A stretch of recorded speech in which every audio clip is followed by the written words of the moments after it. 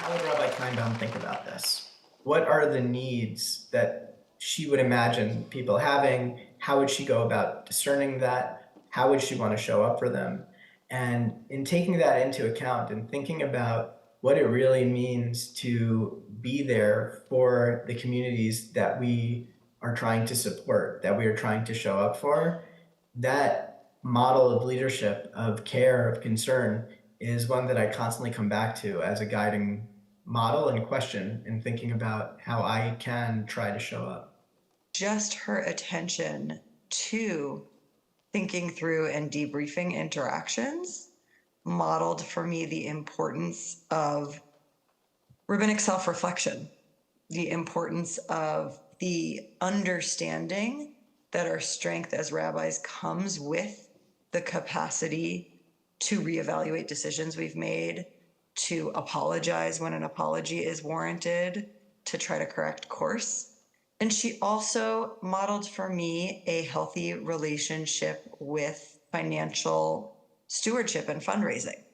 I learned to be a rabbi at CBST in the way in which she mentored us and gave us so much responsibility, but not in a hands-off way. I mean, she was always there for us.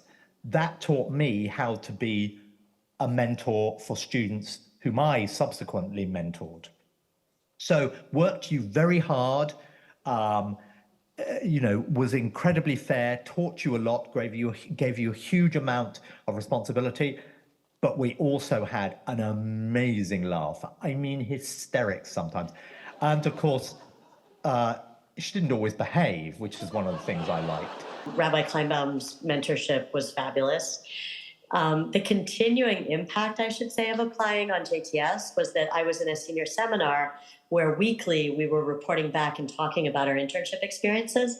And so it was incredibly impactful that she was such a good mentor and that I was having such a positive and full experience, because that was not true for many of my peers necessarily. To be able to be sharing narratives and teachings from Rabbi Kleinbaum and the community with the professors at JTS is really a year-long experience for them. One of the things that happened having not grown up, I'm a Jew by choice, and one of the things that happened as having not grown up in the Jewish world and choosing Judaism as an adult is that many of the first life cycles I did were the first ones I'd ever been to. So like my first Jewish funeral was the first Jewish funeral I'd ever attended, for example.